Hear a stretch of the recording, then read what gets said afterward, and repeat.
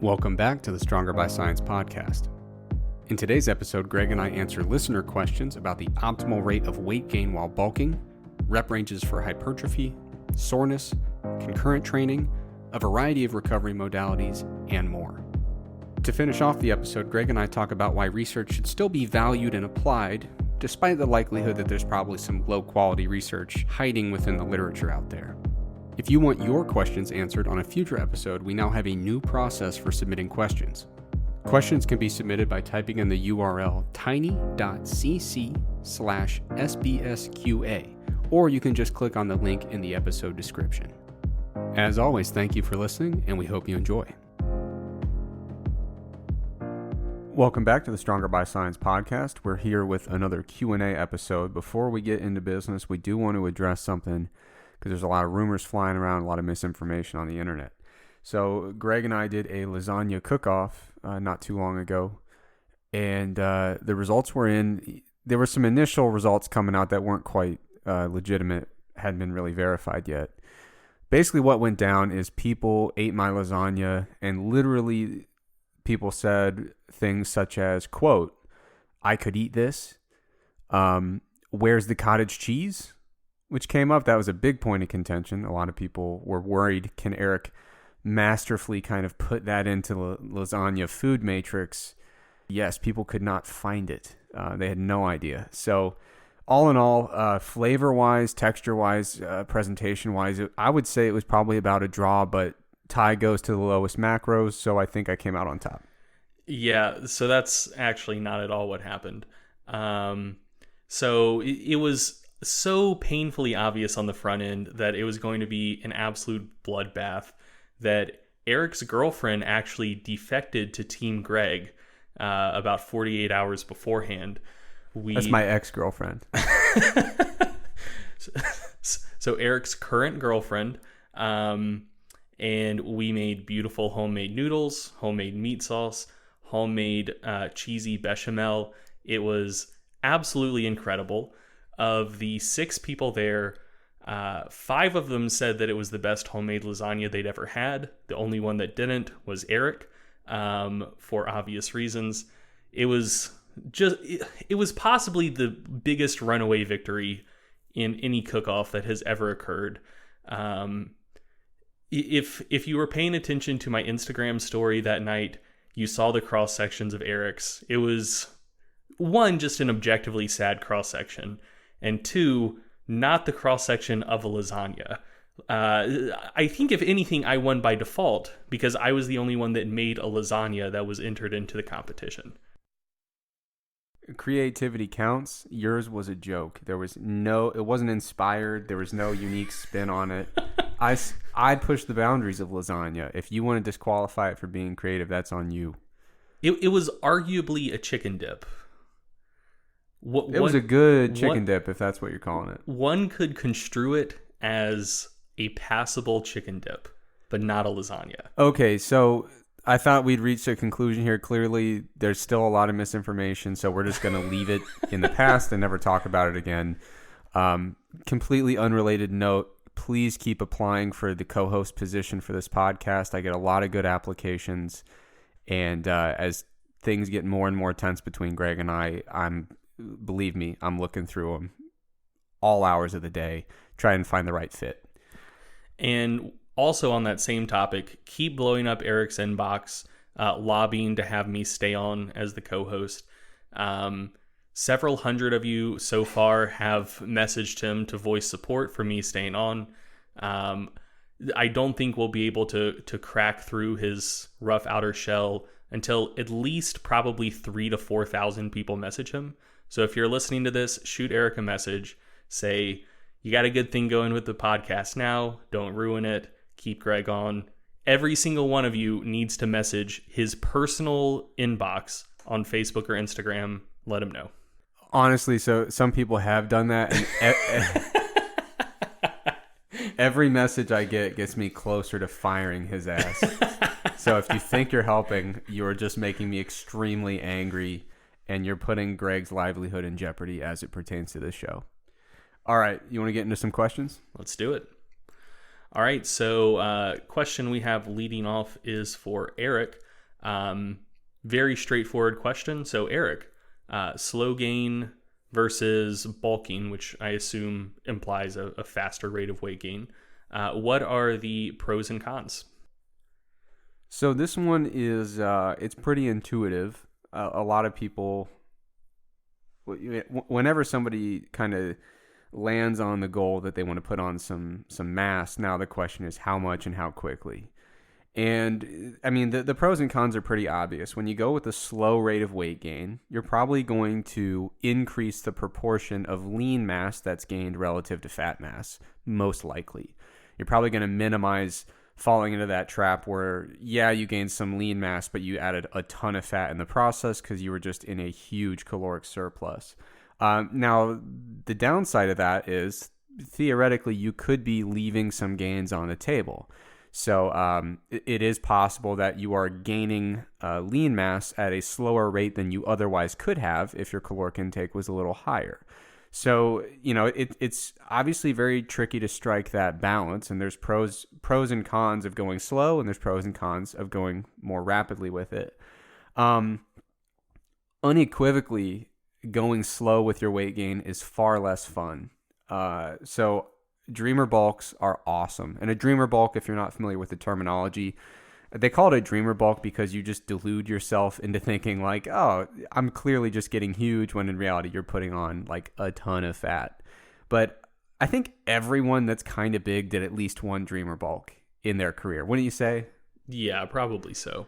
I think everybody has. And the food choices when you're doing a dreamer bulk are just off the charts awesome. So like, there was a time where I was eating a pizza every day, a couple pounds of chicken, a few grilled cheese sandwiches, like 8 eggs. And this was all on the same day. It was just calories on top of calories, and it was awesome. The problem was, I think I've told this story on the podcast before. At a certain point, I was getting a lot stronger, putting on size. But my very trusted roommate, a great friend of mine named Nick, pulled me aside and said, "Hey, Eric, no one likes you enough to tell you this, but you're getting really fat." And at the time, I was dumbfounded because I had bought into the dreamer bulk. I was like, "No, I'm just getting huge." And he's like, "Nope, no, you're pretty fat." And then I looked in the mirror. I was like, "Oh, no, you're correct." So there's a balance to be struck there. Funny story is, when I was fully bulked up in my dreamer bulk, I did get struck by an automobile when I was crossing the street. And I really believe that if I wasn't just completely bloated and bulked up and just full of padding, I really think that would have gone worse if I took the lean gain kind of approach. So not lean gains like intermittent fasting, but if I took the slower rate of weight gain and stayed lean, I'm not sure how well I would have absorbed that car. So sometimes dreamer bulk save lives. I would say so. It was pretty wild. Like, I got nailed by the car. It was completely fine. So Eric, have you heard the classic West Side story of J.M. Blakely's diet? I believe you've told me, but okay. So for the listeners who have never heard of this, it's a legendary story. I don't know who shared it with the masses first, but J.M. Blakely was a bench specialist who trained at West Side Barbell. And I want to say at one point he had all of the multiply bench records from like 181 all the way up to 275. It may have been 198 up to 275, but very wide range of weight classes. And he took those records in pretty quick succession, starting with the lighter weight classes and just working up from there. And so I forget who it was. It may have been Dave Tate, but don't quote me on that. But someone new came to Westside. They were having trouble putting on weight, filling out their weight class. And so either JM pulled this individual aside, or someone who JM had told his secrets to pulled this individual aside. They're like, "You're having trouble gaining weight. Here's what you got to do if you want to get big and jacked. So every day for breakfast, you need to go to McDonald's, get like 4 breakfast sandwiches, get 4 hash browns, put the hash browns on the breakfast sandwich, get 4 things of mayonnaise, put like a whole package of mayonnaise on each one of these hash brown breakfast sandwich combos, eat that, that's your breakfast. For lunch, you're going to go to a Chinese buffet, Make sure it is not a no MSG Chinese buffet, so you'll be able to keep eating longer. Sit down, don't get up except to get more food for like an hour and a half. Just eat everything you possibly can, at least 4 or 5 solid plates of food. And then for dinner, you're going to get an extra large pizza. You're going to drizzle an extra like cup of olive oil over top of it. You're going to eat that whole pizza. That's your dinner. And then you also need to get like 8 king-size Snicker bars and eat those throughout the day as well as snacks between meals. And so you add all of that up, it's like 12,000 calories or something. And apparently that's how J.M. Blakely, went from 181 to 275 or whatever it was. And so that became kind of like lore within that subculture. But the part of that story that people don't tell is, to the best of my knowledge, JM never cut back down to 181 to defend that record. That was a one-way street. Yeah, that was dietary advice going purely in one direction. So that is a thing to keep in mind. Like, if I could go back with my Dreamer Bulk scenario, I do kind of regret letting my body fat get as high as it did, because it just made the subsequent cut that much harder. I mean, you can lose it, but you are to some extent kind of digging a hole to get out of. Now, getting to actual like useful numbers here, there's a couple really good review papers recently that I believe they're both open access, which means you don't need some kind of license to read them or anything. One is by Slater et al., the other by Iraqi et al., both in 2019, so very recent. And they're talking about basically how important is it to be in a caloric surplus when you're trying to gain muscle, and also what are some off-season guidelines for people that are interested in physique competition, so basically bodybuilding. Now, generally speaking, what you take away from these two papers is probably the ideal approach for most folks is aiming to gain about 0.25 to 0.5% of body weight per week. And to put you in the ballpark of achieving that, you're probably getting your calories about 10 to 20% above the maintenance level that you would need purely to maintain body weight. Now, if you're super experienced, you might want to go slower. If you believe that you've gained a lot of the muscle that you stand to gain in your career and you don't have that much left to add before you're kind of at your limit genetically, then you'd probably want to go slower, because at that point, you don't need to be overfeeding to capitalize on these rapid, huge muscle gains, because they're probably not coming. Whereas if you're completely new to this stuff, you can absolutely gain at a faster rate than that, or at least toward the higher end of that range. So you have to kind of be honest with yourself about, how much weight do I really think I can pack on from where I'm at now? And if you've got a lot of room to go, you can go a little bit faster with it. But if you're kind of near what you perceive as your kind of as good as you're going to get in terms of lean mass, and be honest with yourself, because I think a lot of people underestimate. A lot of people lift for like 6 months and they're like, well, I guess this is it. And they actually could go quite a lot further with it. But one other caveat to keep in mind, you have to think of, what's your end goal? You don't want to put on a ton of body fat if your end goal is to get shredded. So think of that. Think of where you are in your lifting career, beginner, intermediate, advanced. And then also you're going to want to account for the fact that some people have a pretty large and robust adaptive increase in energy expenditure when they start overeating. So some people, and it's been well documented in the research literature, if you start overfeeding them, their energy expenditure ramps up like crazy, and they're actually quite resistant to weight gain, despite the fact that you're trying to overfeed them. So you never really know where you're going to fall on that spectrum till you try. But yeah, so one thing, just to restate what Eric just said, that I do think people get confused about is if you're currently at maintenance, and let's say at maintenance you're eating 2,500 calories a day, for example, and then you increase calorie intake by 300 calories a day, and so now you're eating 2,800 calories a day, and like you don't gain any weight or don't gain hardly any weight.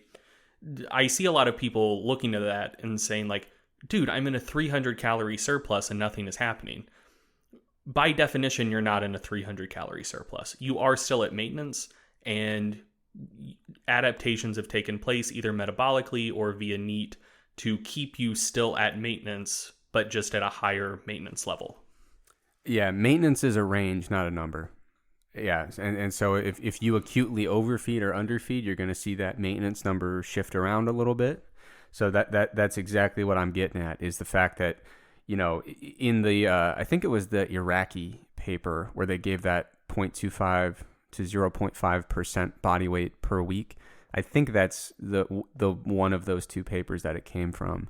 But that is, they say about a 10 or 20% increase in calories above maintenance, but it's so hard to tell how much your energy expenditure is going to ramp up when you start overfeeding. So you really have to play it by ear. You have to watch the scale closely, and that's the biggest mistake people make when they're trying to gain muscle and are really concerned about gaining fat, is they try to put their bulk at a rate of weight gain that is exceptionally slow. And it's almost so slow that the human eye can't see it on a scale. Mm-hmm. You know what I mean? Your day-to-day weight is going to fluctuate by, I don't know, a couple pounds, give or take, depending on how large you are. And so we're talking about gaining, decimals, tenths of pounds over a couple weeks when people try to take this really slow approach and they're like, well, not working.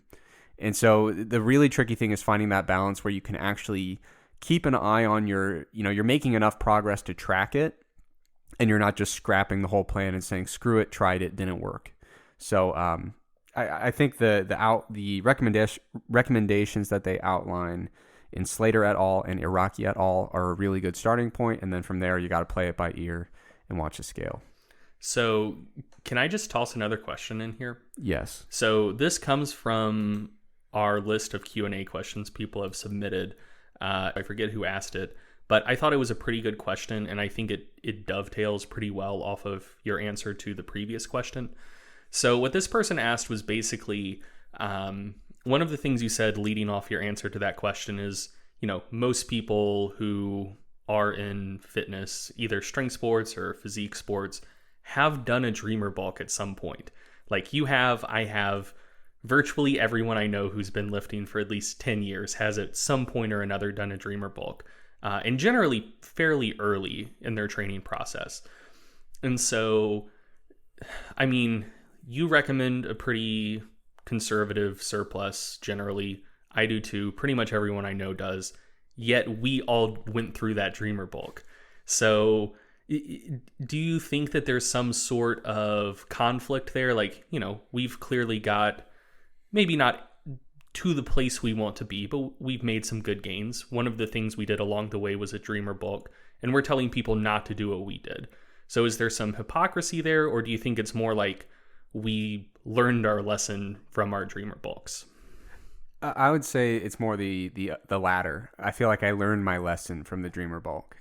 You know what I mean? Mm-hmm. I could be wrong. Maybe it's the one thing that we all think we did wrong and actually is the secret to getting decently big and strong. But I lean toward the other scenario. That is, I feel like in the time that I gained all that mass, I feel like I could have taken it a little bit, not even slower, but I just could have not overeaten by so much, and taken a slightly more calculated and thoughtful approach. Because literally it was just like, I'm going to eat until I feel sick every meal.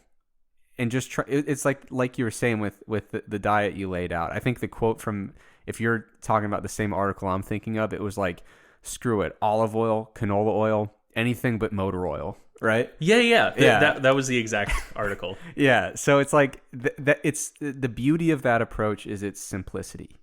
I'm going to lift like I'm trying to kill myself with the weights, and I'm going to eat everything I could possibly eat. If you do that, you're probably going to grow. But the question is, like, did you then add on a bunch of fat that you didn't want to add on, and then required you to do more cutting than you would have wanted to? And for me, that's the spot I got to, because I transitioned right from that dreamer bulk into a contest prep.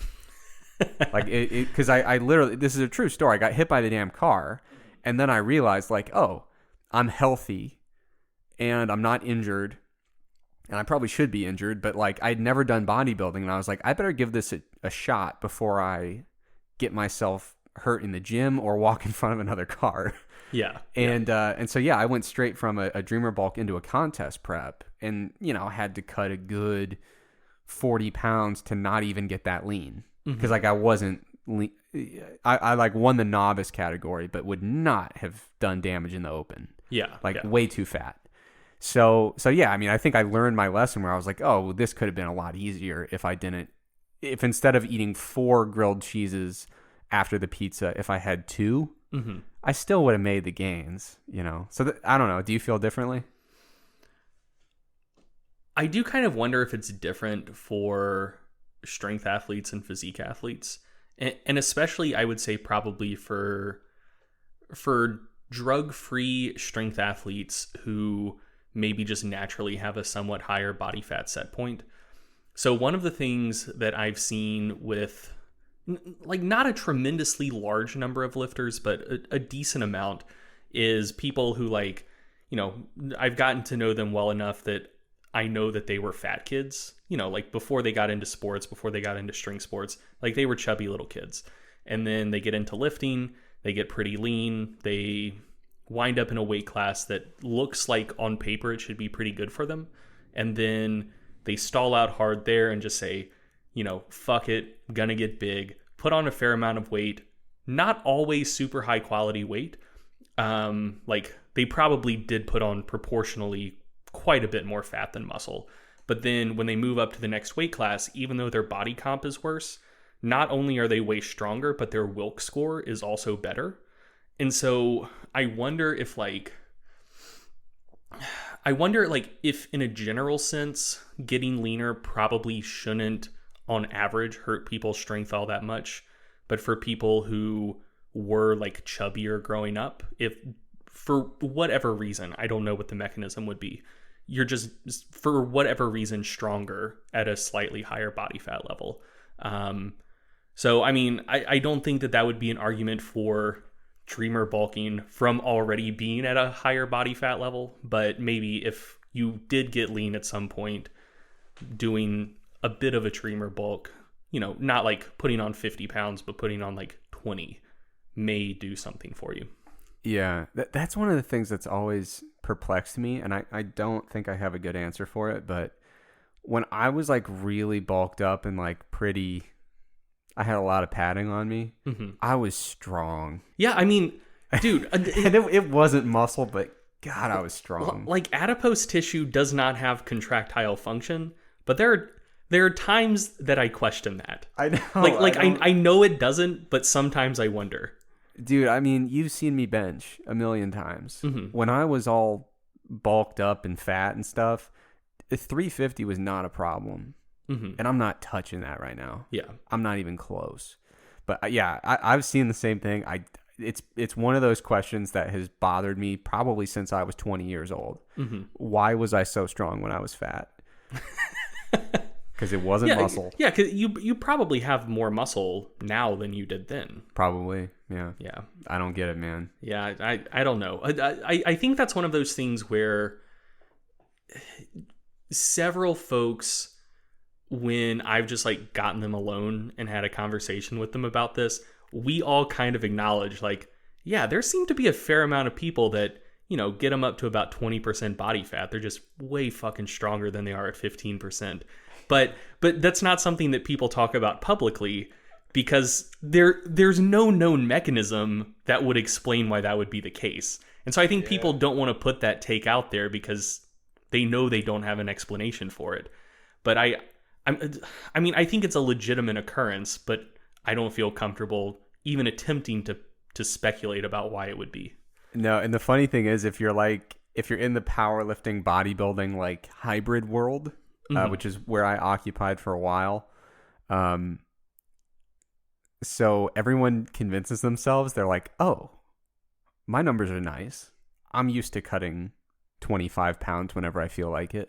If I just keep all my strength and cut 25 pounds, I swear I've tricked myself into that probably three different times since I was I think that's because I grew up in wrestling. Mm-hmm. And so you're like, well, if I'm this strong at 160, what if I wrestled 119? Mm-hmm. And it's like, well, then you're not going to be strong anymore, you know?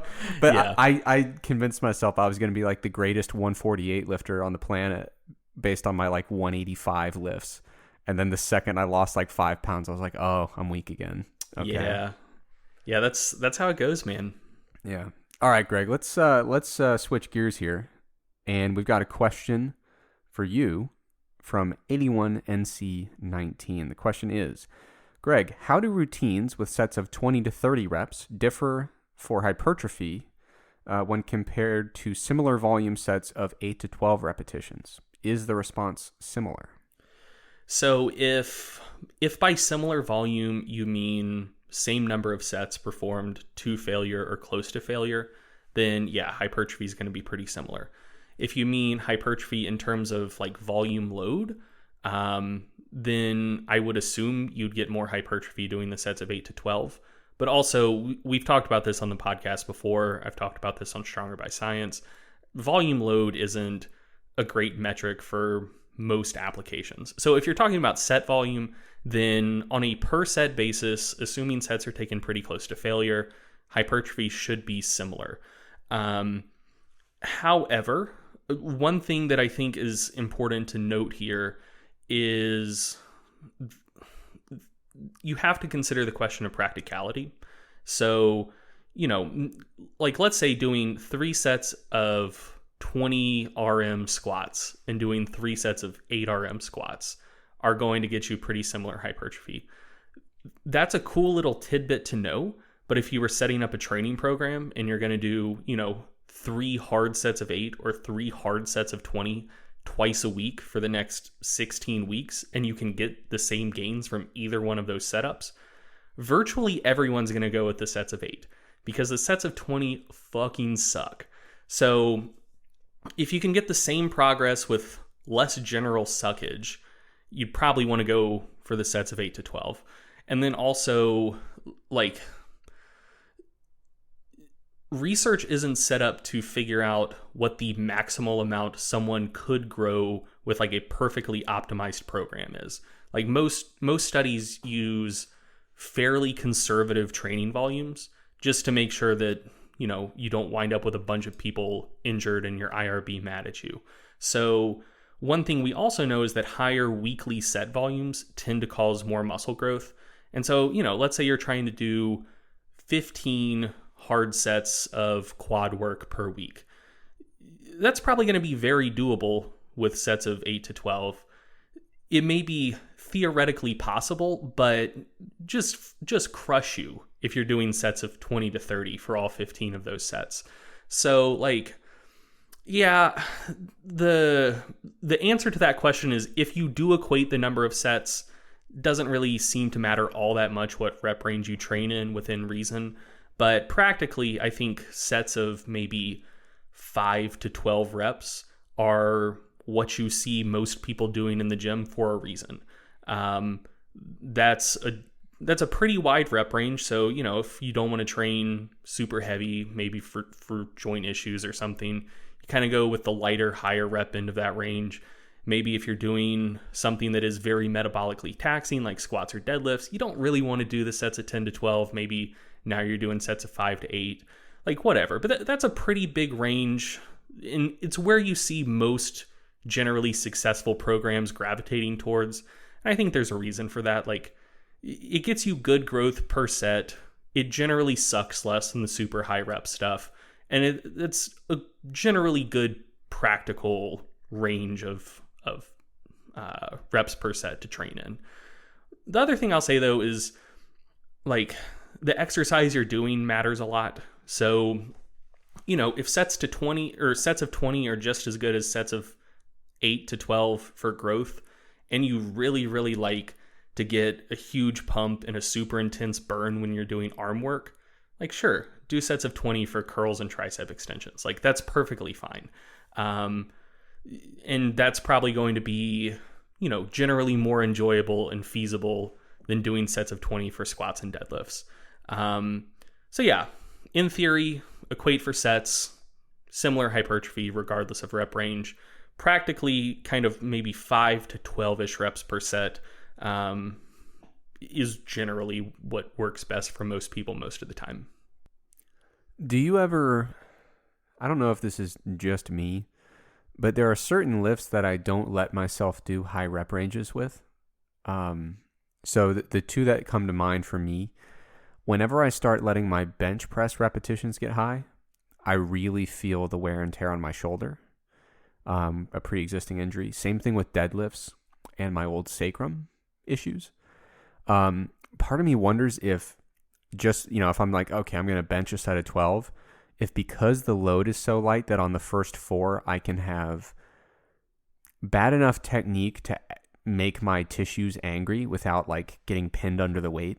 Does that make any sense? Like that I would make myself use heavier loads where if I like misgroove it or get lazy with technique, like I will acutely be completely screwed. I guess I could see that being because like I won't theoretically possible. I won't touch a bench press set over 5 reps. Not interested. So again, I have no research to back this up, but my personal experience, I think, is similar but different in that I don't think it's so much form going on the first few reps when I'm not taking it seriously. I think it's more like, so one of the things that you often see, for multi-joint exercises is that whatever the main muscle contributing to it is, you see like pretty high muscle activation for that muscle with pretty reasonably low loads. And then the other muscles that contribute to the lift ramp up in activation either as sets drag on or as you get to heavier and heavier loads.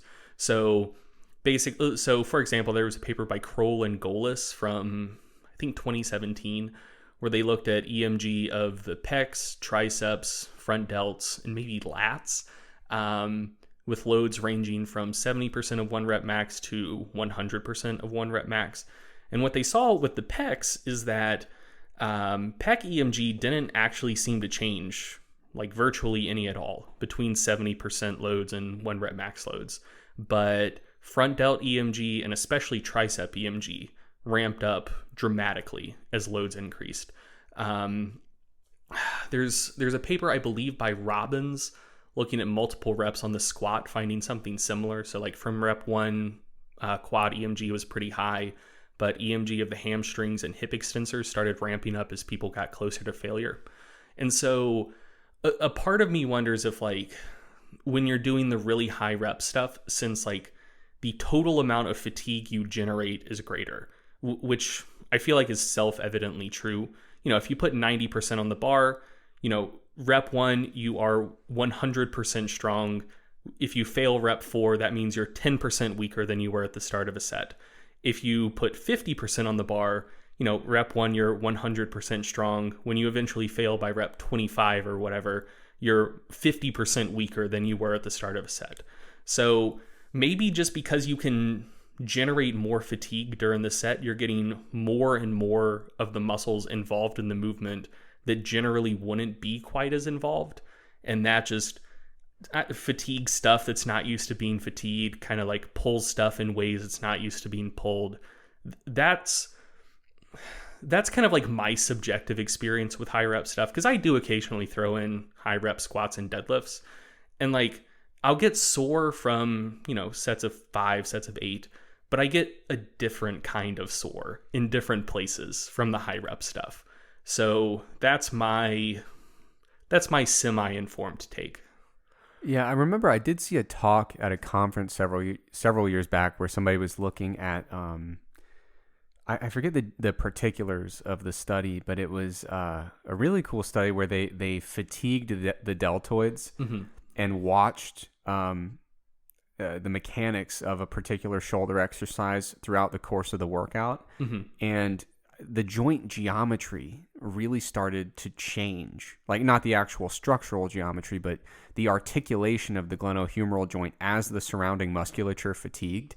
It was changing the way they were moving in a very meaningful way. Yeah. Such that you could imagine, like, oh, this is probably shifting some of the strain to structures that maybe don't want to be shouldering much of that strain. Or I wouldn't necessarily say wouldn't want to be, but just aren't as used to it. Correct. Yeah. So yeah, I still wrestle with why that's the case, but it's like one of those things where if you touch your stove enough times, eventually you stop touching it.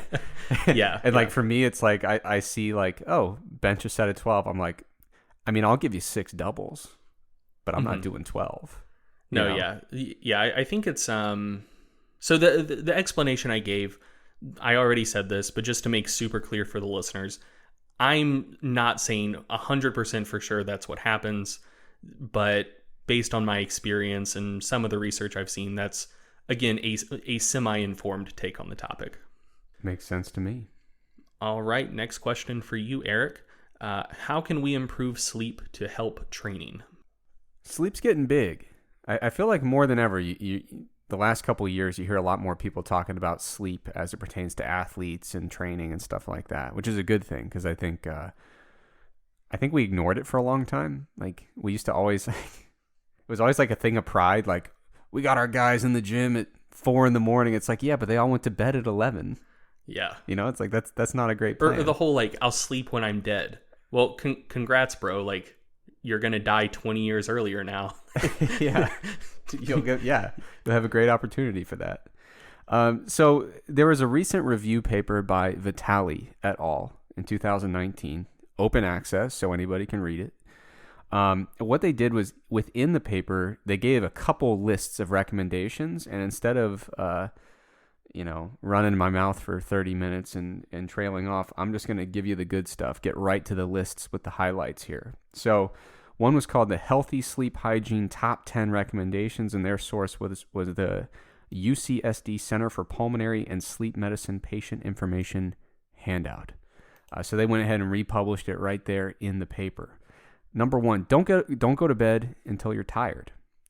If you're in bed and you're not tired, get out of bed. Go do something. I think that's one that I rarely hear, but that's a really good piece of advice. Like there's nothing worse than just laying there and staring at the ceiling. Not at all helpful for your sleep habits. Number 2, get a regular bedtime routine. What's this face you're making? That first piece of advice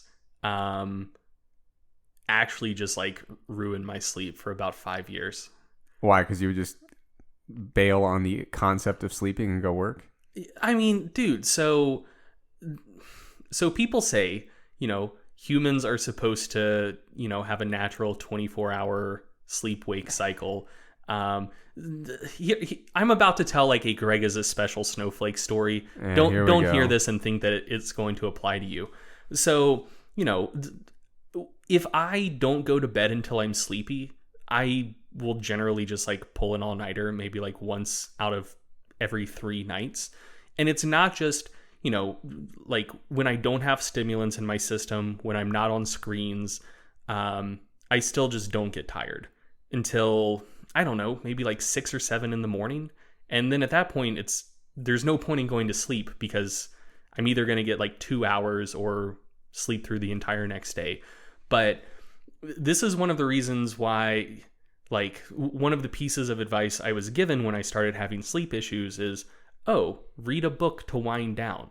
That doesn't fucking work for me because I get engrossed in what I'm reading. And then next thing I know, it's 9 a.m. My wife's waking up for the day and I'm like 80% of the way done with the book and I'm still not tired yet. So like in general, that's probably good advice.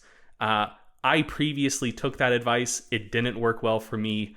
Now I just like force myself to get my ass in bed. Sometimes I stare at the ceiling for 4 hours, but I do on average sleep much more than I used to. Yeah, I mean, no one should be taking their sleep cues from you. Your situation is just different. Like you're the person in the sleep study that has to have their data discarded.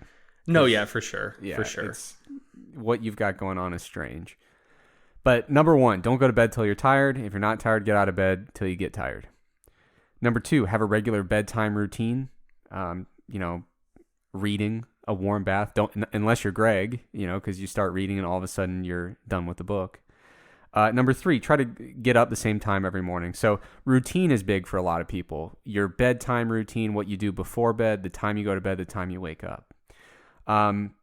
Try to get a full night's sleep. This list says to avoid naps. I think people are moving away from that in the sleep research. I think naps are getting a lot better press than they used to, but ideally, I think the scenario would be that you sleep so well at night that you don't feel inclined to take a nap later in the day.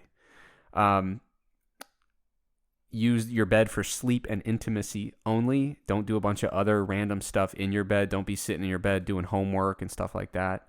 Avoid caffeine, avoid alcohol. Don't smoke or use nicotine, especially within the hours preceding bed. Avoid super high intensity exercise right before bed. Usually, I think just a couple hours is enough to wind down from that. But, obviously you don't want to finish a sprint workout and hop right into bed. Bedroom should be dark, quiet, kind of cool. You don't want it to be warm. And then they had some other tips and tricks. Now the blue blockers are getting pretty popular. I know Eric Helms reviewed a study on them in Mass a couple issues ago. So avoiding blue light specifically a couple hours before bed can be a nice thing. One of the things I find interesting is now they're putting a lot of those LED stadium lights in and like LED street lights. Those things are awful in terms of the amount of blue light they emit. So like if you're in like an outdoor, flag football league and you're playing till like 11 at night under some lights, that actually might be tough. It might be pretty tough. A good idea is to get some bright natural light in the morning. So this blue light, it works both ways, right? So it kind of stimulates wakefulness. So it's nice to be exposed to light in the morning, but to try to kind of withdraw from that within the hours before bed. One on the list that people hate, don't hit the snooze button. That's a battle that a lot of people have given up on, and I'm one of them. I need to get better at that. If you use your computer at night, there are some things you can do to reduce the amount of blue light that's coming out of it, either via software or I think there are actually physical covers as well that you can get. Higher carbohydrate meals, especially high glycemic index foods at night, might be helpful. Super high fat meals right before bed can be a little bit detrimental. And some people really struggle if they have really spicy high fat meals before bed. Kind of keeps them up from just their GI being a little upset. Melatonin can work. Don't want to get into all the specifics on how to dose and time that because it's kind of a whole can of worms there. But that's really the only supplement I've ever felt really solid about as it pertains to sleep. There's a bunch out there, but melatonin's kind of the king of the sleep supplements, I think. Don't fall asleep with the TV on, and I would say you probably don't want to do that with the radio on either. You want to eliminate any kind of stimulation that's going to disturb your sleep quality. Here's one that's really, really big that people forget. You got to taper your fluid throughout the day. You shouldn't be waking up twice to urinate in the middle of the night. A lot of people that are like, no, I got to drink 2 gallons of water a day or something, especially in the physique athlete world. You got to taper that stuff down. There's nothing cool about having to wake up. And didn't you say you used to purposely make yourself do that? Yeah. So I used to, it was when we were talking about drinking a protein shake in the middle of the night. Yeah. I'd purposefully drink a bunch before I went to bed so I could wake up in the middle of the night for my protein shake. Dude, you violate like every single aspect of this list. No, so dude, like these days I'm doing virtually everything on this list. And I except for the first one of waiting until I'm sleepy to go to bed. Everything else I'm mostly doing, I'm being a good boy. Okay. I'm sleeping at least 6 nights a week. It's been awesome. What's your average hours per night, you think? I don't know. So I pulled an all-nighter this week to finish an article, but I would say in general, I'm probably averaging 8. And sometimes that's like getting in bed, staring at the ceiling and getting 5 and getting like 11 or 12 on the weekends. But yeah, I mean, I'm sleeping more like a real person these days. That's good. All right, last 2. As I already mentioned, sleeping in a cool room tends to help out quite a bit. And check your mattress. Might be too old. That's a helpful tip. But yes, there's a lot of different things you can do that affect your, not just the amount of sleep you get, but also your sleep quality.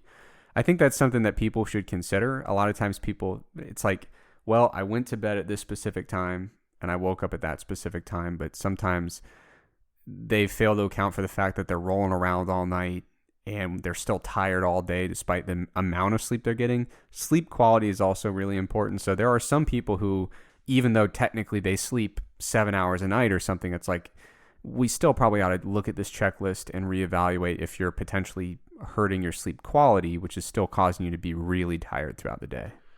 Just one more thing I would note as well, since there are, I would assume virtually everyone that listens to this podcast is a lifter. If you're doing everything you think you should be doing and you're in bed for enough hours and you do still feel super tired all the time, it's not a bad idea to go get checked for sleep apnea. That does disproportionately affect lifters because one of the main risk factors for it is having a thick neck. And so, I don't think a ton of people do neck training, but I think most people's necks just naturally get a little bit thicker from lifting. So yeah, if you do constantly feel super tired all the time, if a partner has complained about you snoring constantly, not a bad idea to get checked for sleep apnea. Yeah, I recently was struggling to sleep for like a million different reasons, but one of them was I was waking up because I was breathing poorly, and I have a deviated septum from wrestling because I used to just slam my face into people with my go-to wrestling move, and it explains a lot about my current appearance. But so I thought it was like, oh well, deviated septum, hard to breathe. Then I started using like an allergy nasal spray. And it's like, nope, you just had allergies. Just didn't address it for like 6 months. But yeah, so anyway, moral of the story is make sure you're breathing well when you sleep as well. But yeah, it's a lot of that stuff's pretty obvious, but I think a lot of people, and I've fallen into this trap as well. It's like when you're sleeping poorly, it's like something that has happened to you that you have no ability to influence. You're like, well, the sleep gods have frowned upon me lately. And it's like, well, there's actually some behaviors that you can proactively address to try to increase the likelihood that you'll get good sleep. Sometimes people will go through all these and there's something else going on that they have to go and get some assistance with, go see a sleep specialist. Your physician might refer you to do like an overnight observation period. So it's not to say like if you're sleeping poorly, it's your fault because you're not doing things, but it is nice to know that there are things you can proactively manipulate to try to enhance your likelihood of sleeping well. Okay, we got another question for Greg here. It's by Connor Flynn. If soreness isn't a good indicator of gains, how do you tell how hard you should be training? Okay, so super simple and straightforward answer to this one. Just track your progress. So track your training, track your progress, keep good records of everything, and just see how hard you have to train to make gains. So it seems like an assumption underlying this question is that the way you feel, either later in the day after a training session or the day or two following a training session should be indicative to you of whether or not it was effective.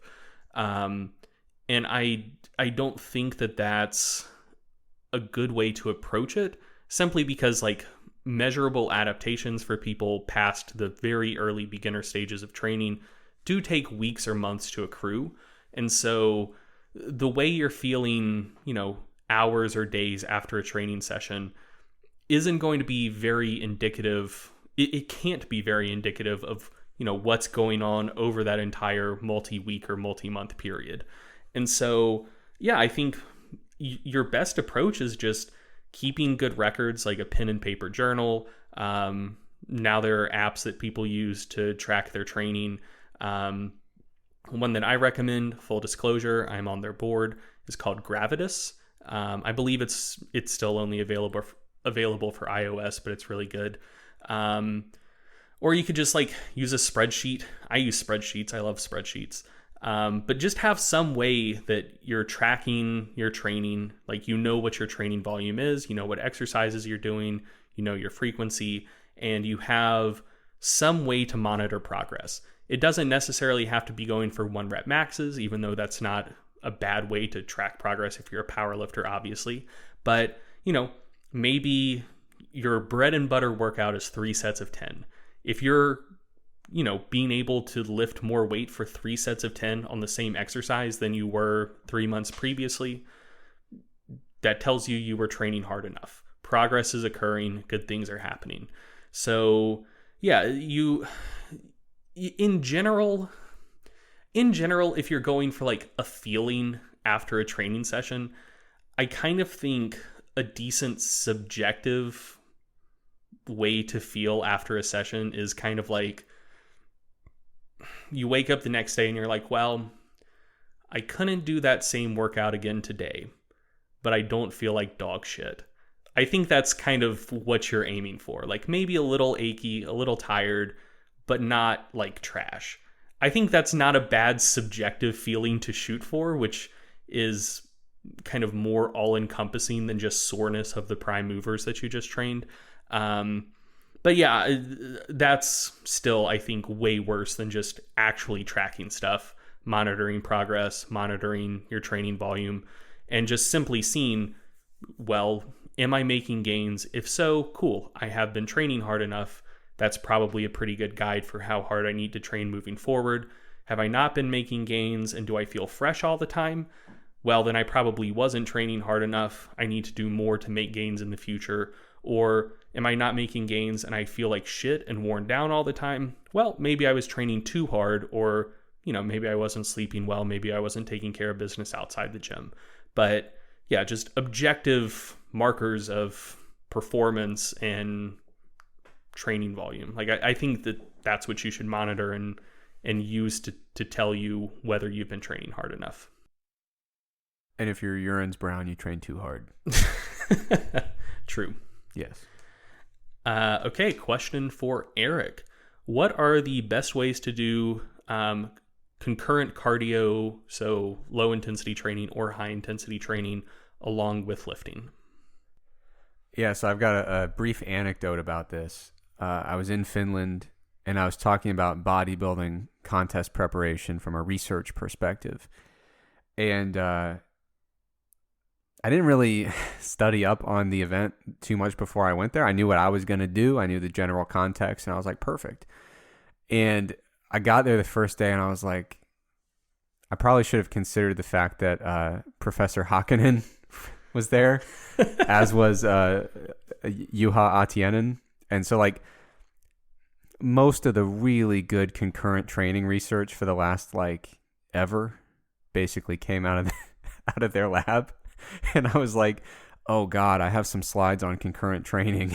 I was like, this is not my bread and butter, but it seemed prudent when you're talking about bodybuilders who are lifting and doing a ton of cardio a lot of times. So I was really, really scared because they were in the audience. I was like, I hope they agree with me, because if not, then I'm clearly wrong.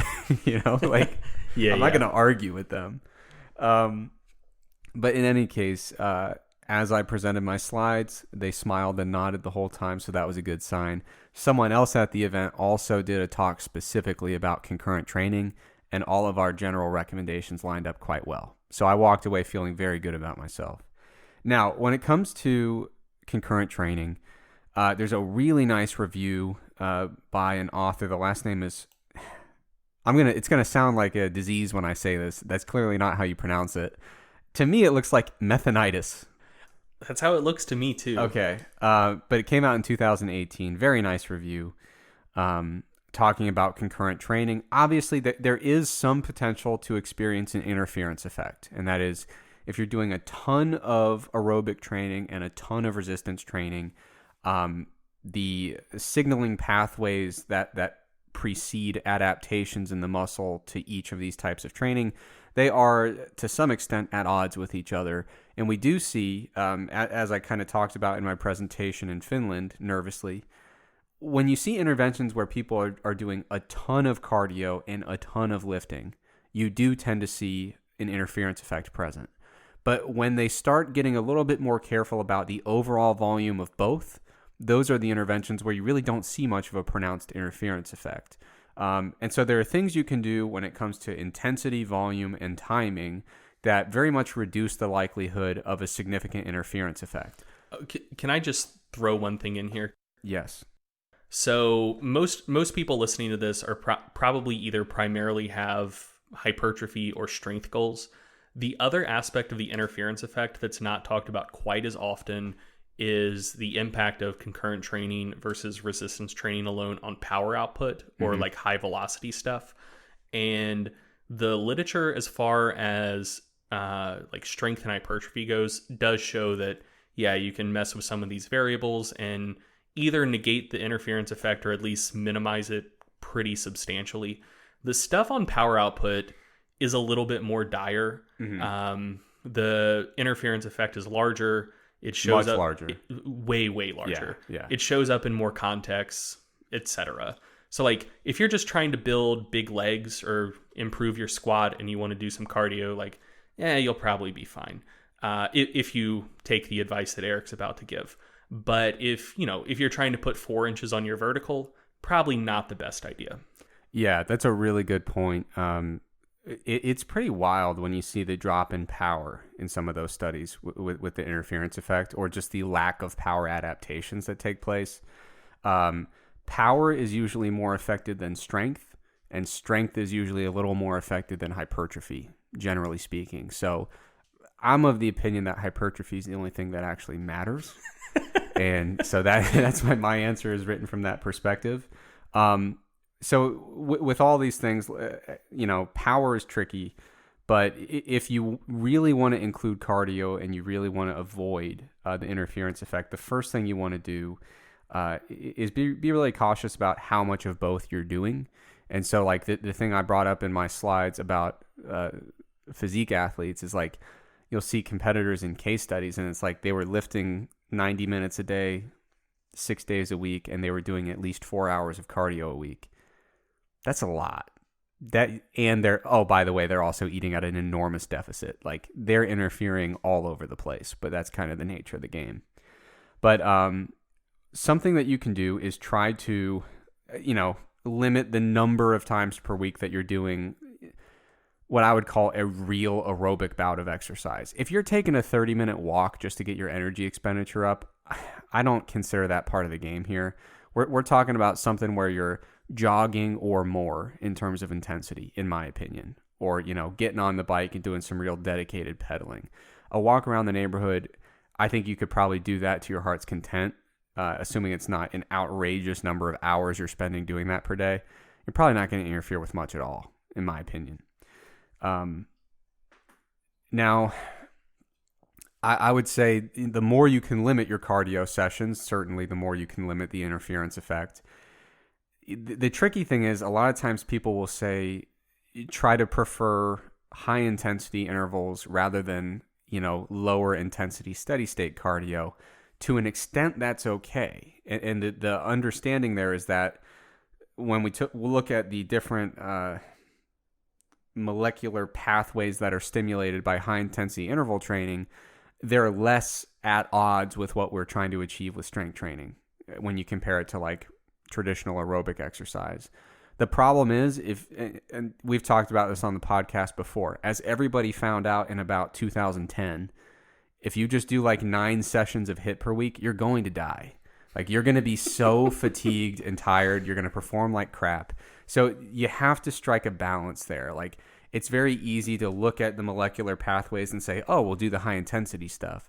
But that fails to factor in the fact that really high intensity stuff will wreck you, especially if you're lifting several times a week as well. So I think you have to strike a balance there. I usually don't like to see people doing, unless they really need to, more than 2 or 3 cardio bouts per week. And I usually don't like to see more than 1 or 2 of them be high intensity interval type workouts. But you have to get in there and work at an individual level and figure out what can we actually accommodate in terms of recovery. And you have to be really, I would err on the side of caution and say, let's get away with as minimal cardio as we can as the starting point and work up from there and see how much you can do before you start to really interfere with just overall fatigue day to day, the ability to perform, the ability to recover. Another thing you can do is separate the training bouts out. So there's all these different studies looking at like which one goes first, right? Aerobic training or resistance training, if you're doing them at the same workout. right? So if you're going to go in the gym and do both, which you do first? So the most recent meta-analysis on that, I forget who the author was, but there were two groups that published basically the same meta-analysis in the same month, just in different journals. Yeah. Both looking at this question. And if memory serves, the order that they were performed in didn't affect gains in aerobic performance, but doing the resistance training first was better for strength and hypertrophy. Yeah, if you look at the interference effect literature, it'd be really ideal if you could separate those out into different sessions, I think. Mm-hmm. So a lot of times they'll say, if you can get away with it, do your resistance training and your cardio or aerobic training on separate days, kind of alternate throughout the week. But they do say at minimum, it would be nice if you're really focused on strength, power, hypertrophy gains, if you could ideally give yourself at least a good 3 to 6 hours of separation between your cardio bout and your resistance training bout. So, I mean, the more you can separate them, the better. But they tend to say at least 3 to 6 hours. If separating them is not an option and you're interested mostly in strength and hypertrophy, then you're going to do strength first, followed by the cardio bout. And then finally, one thing to keep in mind when you're balancing the overall volume and frequency of these workouts is keeping your main goal in mind. So what they recommend in this particular review, which I agree with, is if your main focus is on your resistance training adaptations, you probably shouldn't be doing 3 cardio bouts for every lifting bout you have. Like the numbers don't make sense there. So you want to do a ratio of 2 to 1 or 3 to 1 resistance training bouts to cardio bouts per week. And they say, obviously that ratio can get a lot more even if the main focus is on aerobic training. But, a lot of times you'll see people who their main focus is resistance training, but they're trying to lean out and they're doing as many cardio bouts per week as resistance training bouts. And I think that's probably going a little too far with the cardio, especially if they're pretty vigorous bouts. Mm-hmm. If I can add one thing to this as well. So this is something that's a little bit more tentative. And I just kind of, I guess, discovered it in the literature this past month when I was writing an article for Mass. But it kind of seems that if you are doing concurrent training, that it may be a little bit more important to also make sure you're not doing your resistance training to failure. So the thing that put me onto this is there was a paper published last month by Carroll et al., where they had one group training to failure, not every set to failure, but every set pretty close to failure and the last set of every exercise to failure. And then the other group training generally about 2 to 6 reps shy of failure. Did that for 10 weeks if memory serves. And they were also doing 2 sprint training sessions per week.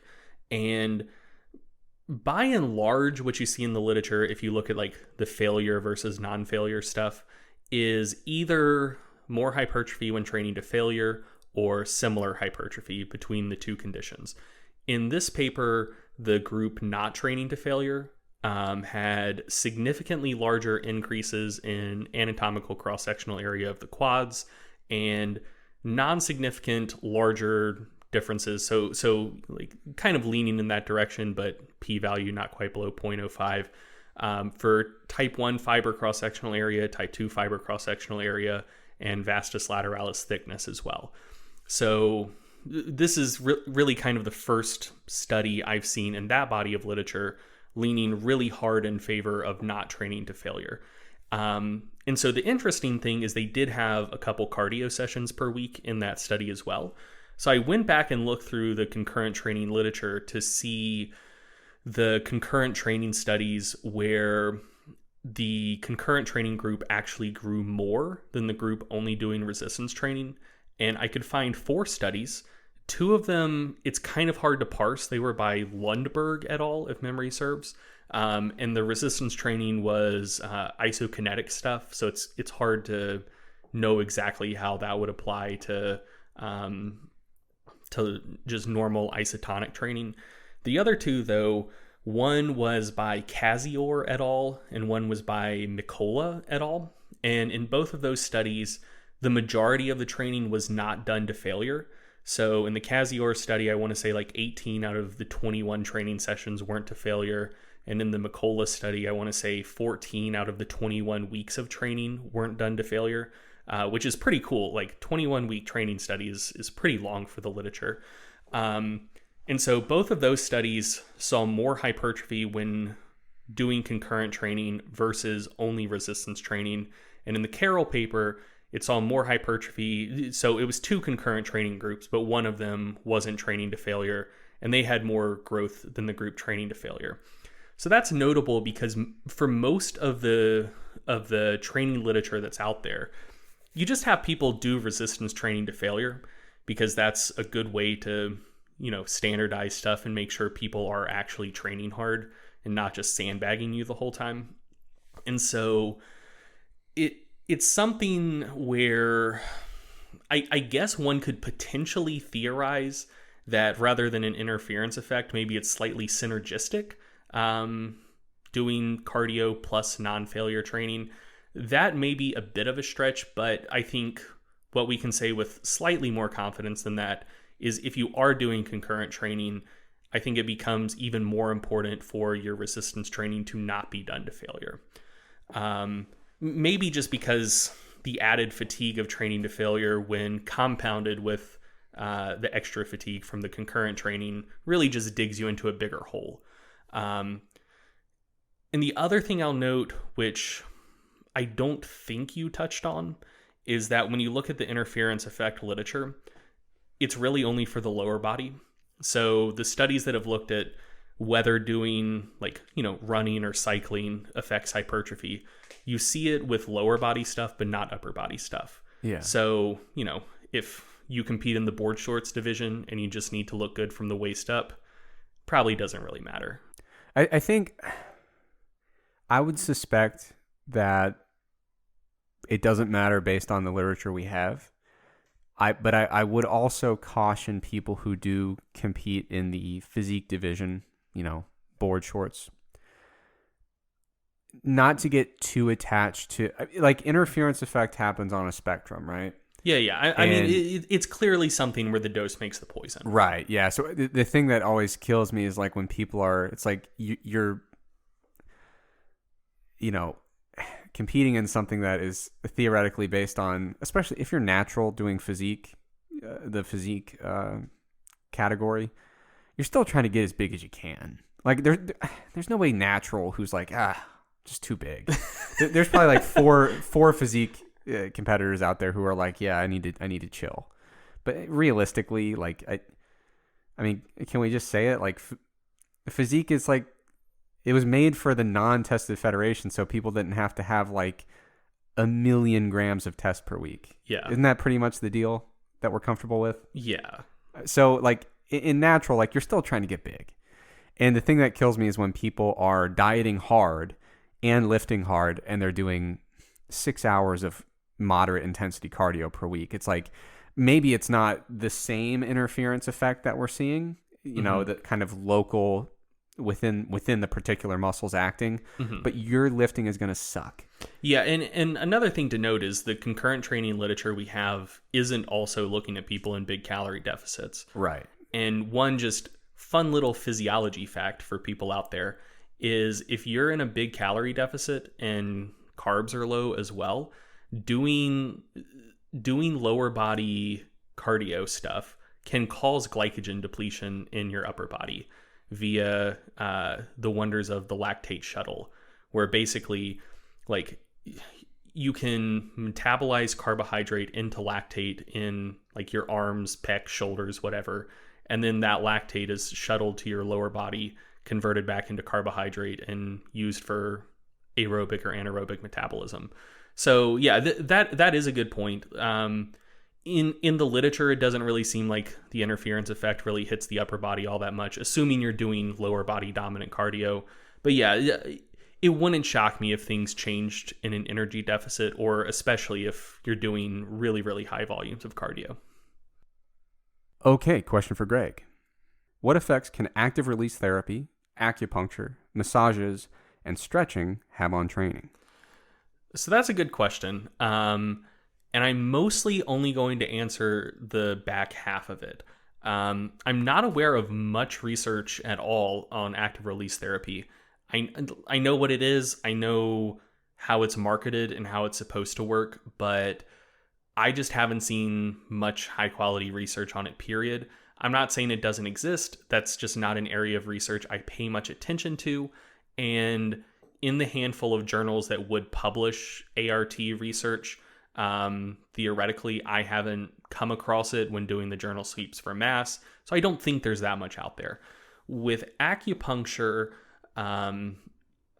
acupuncture is one of those things where it occasionally seems to have an effect, but only not in placebo-controlled studies. And so someone may be wondering, what is a placebo-controlled acupuncture study? And so there's two ways you can do one.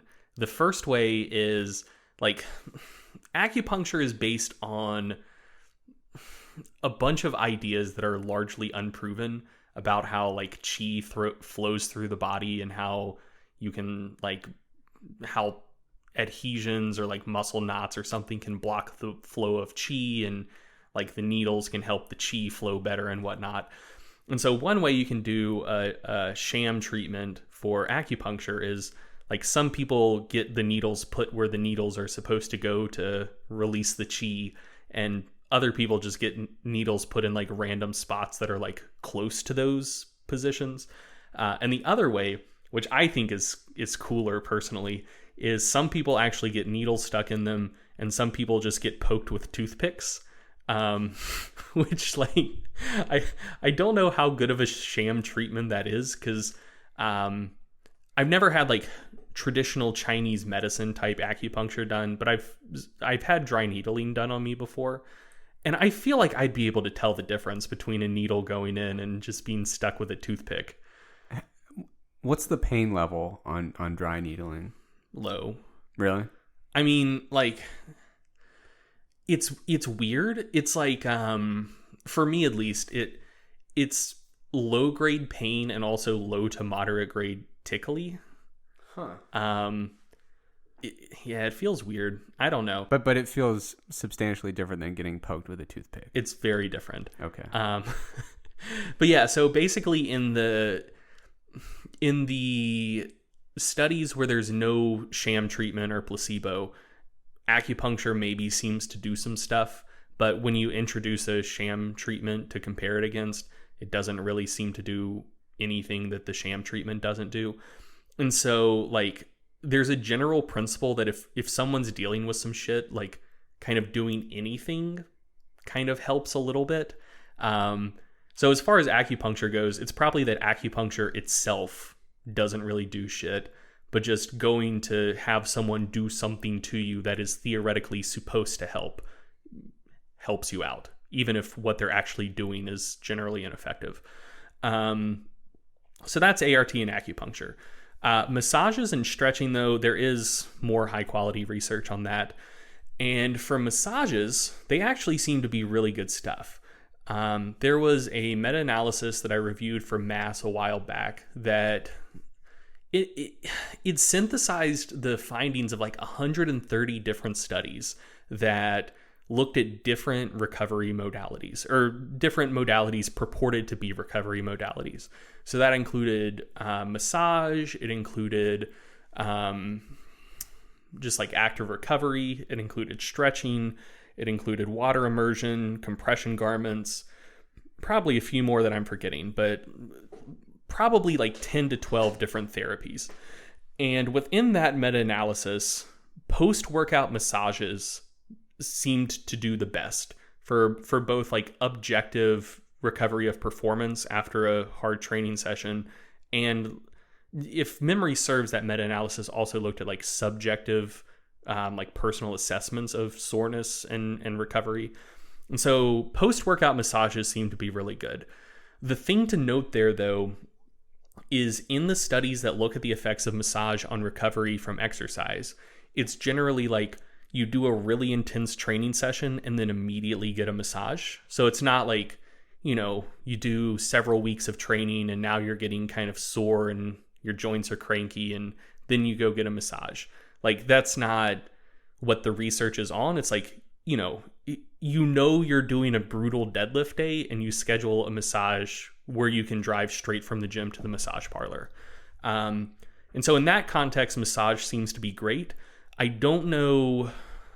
I haven't seen much research on massages used, I think, the way people typically use them, as just kind of a way to feel better after several accumulated weeks of training. So I'm not so sure about that, but yes, directly post-exercise massages are great. Stretching, I think, is a little bit misunderstood. So I remember, man, so back in the 90s and early 2000s, everyone was like super pro stretching. If you were on any sports team ever, your coach would have you do some sort of static stretching before exercise. It was thought, that was a part of any complete warm-up. It would help prevent injuries, help improve performance, whatever. Like, everyone was all about stretching. And then some research started coming out showing that, maybe pre-exercise stretching doesn't really affect injury risk. Maybe intense pre-exercise stretching can decrease velocity, can decrease power output. And then everyone got super anti-stretching round about, what would you say, Eric? Maybe like 2005 or so? I'd say that's when it started. And, and then I would say in like 08, 09. By about 2011, that's when it's like, if you were like, hey, why don't we get around and stretch? You'd be like, you're a joke. Yeah. Who invited you? So, and that's kind of where people still are today. Yeah, so it's still like that. We felt betrayed by all of the stretching we had to do growing up. Some research came out that said maybe stretching isn't the bee's knees. And so now, like, almost without context, a lot of people are super anti-stretching, and especially static stretching. Some people say like, maybe like active stretching, that's kind of good, but what's the difference between active stretching and just like a normal dynamic warm-up? Like, I don't think there is one. But yeah, people aren't crazy about static stretching. And I think that is probably not a bad way to be in the pre-workout, like, warm-up window. But I do think that there are some instances where stretching is still really useful, that people have just lost nuance from being just super anti-stretching. And so what we know is that doing really intense static stretching right before some sort of physical performance can decrease force output, decrease power output.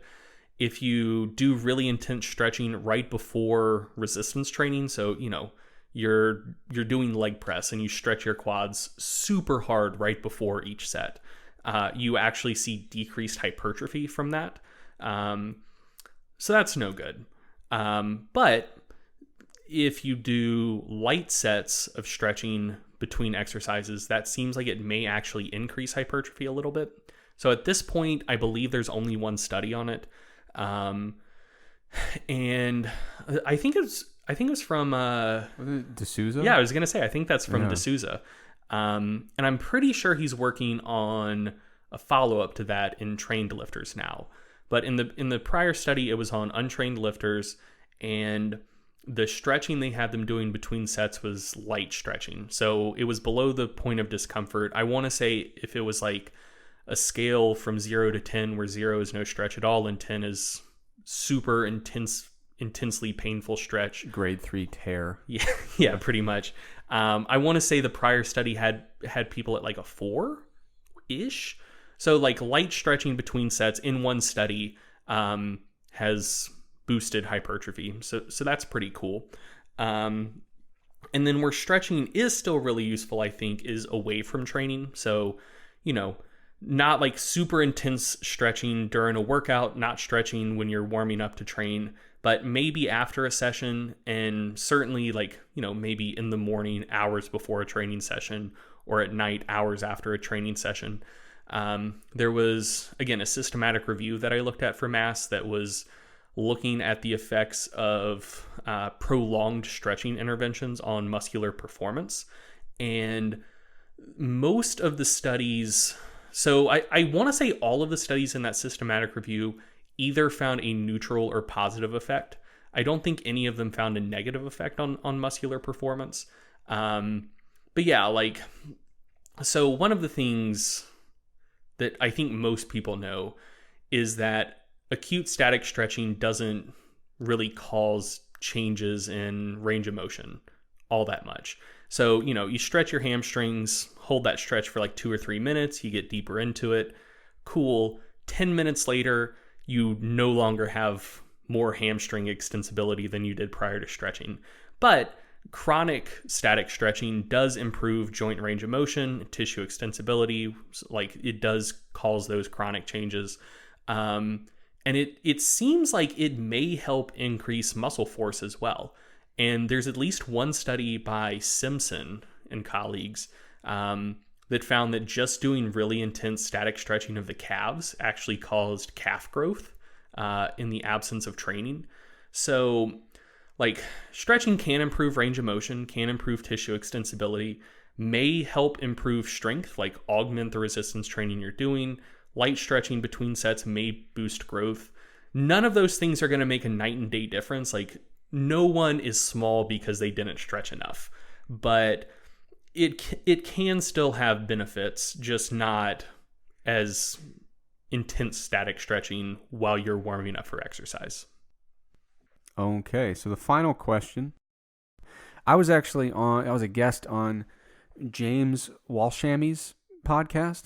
One of the concepts that kind of came up, we talked for like an hour and a half, so it was a very small portion of what we talked about. But one of the things that came up that I thought was a good question that he posed was, how do you reconcile, valuing research with the likelihood that there's some degree of pretty bad research out there, and that a lot of people can't really tell the difference between good and bad research? So how do you tell somebody, go dig into this research, knowing that there's probably a very small amount of stuff that's kind of like fraudulent, a decent amount that might be poorly done or poorly interpreted by the researchers themselves, and then also the fact that most people won't be able to really discern the good studies from the bad. So how do you reconcile that? That's a good question. So, I mean, one of the things I'll say is I feel like it's not that much of a problem because there's not that many people that actually read research in the first place. So, like, I have site data for Stronger by Science, obviously, and I can look at how many page views we have and how many clicks on links within the pages take place. And so I can see what the likelihood is that a page view will result in someone clicking over to, like, clicking a PubMed link or going to a journal site. And, I don't know from there if they're reading the full text or just skimming abstracts or just clicked it by accident, but just simply going to one of those places to theoretically look at an abstract and maybe read the full text. And it's like 1 out of 1,000 page views actually results in someone going to a journal site. So, I mean, I would say our audience is a lot more science savvy and interested in and passionate about research than most online fitness folks. Like, I feel very confident saying that. And still, basically no one in our audience is interested in reading the research that we talk about. So part of me thinks that it can't be that big of a problem because there's not that many people trying in the first place. And then the other thing I'll say is I think that it's important for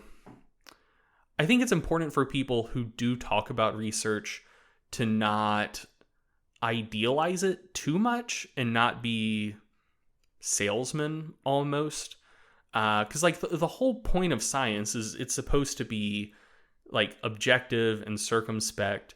And I think that one issue that's out there with science communication generally is a lot of folks are more cheerleaders for the concept of science than people willing to like pull back the veil on how dirty it can be at times, which I kind of get, because there is like an anti-science, anti-intellectual sentiment that I don't think is the majority of the culture, but it at least runs through the culture. And so if you're like Neil deGrasse Tyson or Bill Nye, you don't want to go out there and say like, hey, guess what? Like maybe half of the research in psychology doesn't replicate. Like that would be a good way to, really reinforce really bad ideas that a lot of people have about science. Yeah. But I think that within a community of people who do generally value science, I think at that point you don't want to be a cheerleader anymore, and you do need to be open about the fact that, like, yeah, some of this stuff isn't that good. And I think that in and of itself helps provide a shield against people who might go into it with too much naivete. Because, like, I think some people just aren't on the lookout for bad stuff.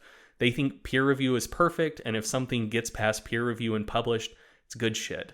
And if people know that that's not always the case, they at least know to look for some stuff.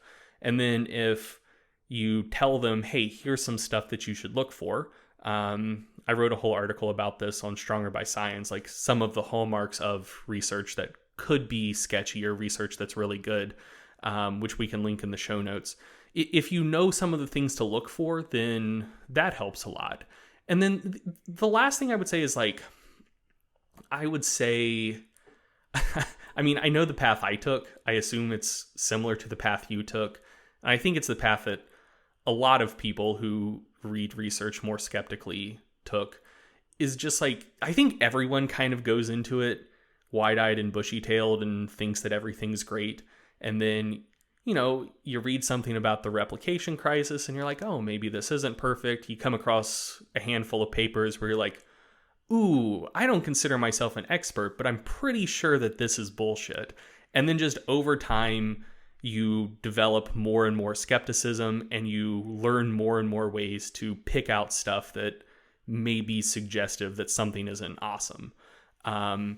So I mean, I think as with most things, you try something at first, you suck at it, and you get better at it over time. Like I know I'm better at interpreting research now than I was when I first started writing about research on Stronger by Science, at the time, GregKnuckles.com, like 7 years ago.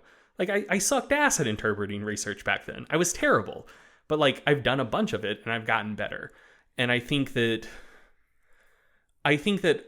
a lot of times, not just with interpreting research, but in all things, people worry too much about, well, what if someone tries this and they're bad? It's like, well, of course they'll be bad. Like, you're bad at everything until you're good at it. And so, yeah, I mean, I think I think most people will interpret research poorly and be too naive about it when they first start doing it. And that doesn't bother me because, as I see it, as long as they stick with it, they'll probably get better over time. And an important part of that process is, especially when you're first starting out, so you want to subscribe to Mass, read the papers we talk about, check your interpretations against ours. That's the number one way. I honestly don't know of a different way to get into it. I wasn't going to mention our product by name. I know. That was a little sarcastic. I mean, it's a great product. I would recommend you do that, but yeah, the bald-facedness of that sales pitch was meant somewhat as a joke. But no, it's really important, I think, when you're first trying to figure out, like, am I good at interpreting this stuff? To check and see how other people interpreted the same thing, because like the thing that scares me a lot of times about taking a totally self-taught approach in anything without having anyone else in your circle or some kind of mentor or somebody to keep you on track is, like, you could do a thing, but if it's completely self-guided and you never have any checks in the process, you could just be wrong many, many, many, many times for as long as you'd like. But trying to figure out, like, having some kind of outside, some kind of check in place to figure out if you're actually getting it or not, I think is big. The other thing, you mentioned the process for a lot of people is you come into it very naive and just assuming, well, it got published, I'm sure it's fine. Mm-hmm. So my trajectory was kind of similar, but I think the people who go straight through with their education, because you took an interesting route. I mean, you got into the interpreting research game before going back to grad school. Mm-hmm. The thing that I've seen with people who go straight through their schooling right off the bat, like right out of the gate, is you start out very naive, the same place, and you think, well, if it got published, I'm sure it's perfect. But then in grad school, you take your first class where they teach you to like be skeptical of research, and then you start tearing every study apart. And like you have no context for it, but you just open a paper and say, I'm going to find a bunch of annoying things to complain about. And you open it up and you're like, 16 weeks for a training study, I would have done 60. Oh man, you know, no, it's so obvious when people are in that stage because it's bad. It's their complaints are always, well, study should have been 4 years long, and wouldn't it have been great if they had 200 subjects? Those are the two main complaints everyone has. It's like, dude, come on, like, yeah, it's always like, well, if you're gonna do a DEXA, the least you could do is feed them all their meals for 3 days prior. Who knows what their glycogen was like? It's like, dude, all we want to know is their fat-free mass index. Who cares? But I mean, yeah. So I think some people, depending on their trajectory, also fall into this very treacherous valley of being so hypercritical, but adding no value in their critique. Yeah, where it's just like, yeah, I know some highlights to complain about, and then it's like, and then those very same students have to do a thesis project. Oh, dog. So the one that pisses me off the most, I think I've talked about this on the show before, but holy shit, this pisses me off, is when a paper reports an association, makes no causal claims about that association whatsoever, and then motherfuckers get on social media and they're like, oh, well, correlation doesn't prove causation. It's like, you dumb bitch. No one said that it proved causation. Like, you're just pulling this shit out of thin air to jerk yourself off. Like, no one's saying it's causal. Like, you look stupid. Stop it. Correct. People do that all the time, and it makes me so mad. Yeah. But it is funny when those students, like, you know, 1 month into grad school, they're tearing apart every paper, and then they do their thesis project. And after they do a research project, they're like, okay, maybe I should lighten up. Yeah. So if I could make my own very obvious sales pitch, the thing that I like about the group we have doing mass is that because we've all done original research, we don't take that route of just doing like cliche, like, it's just a correlation. Could have been 6 times longer.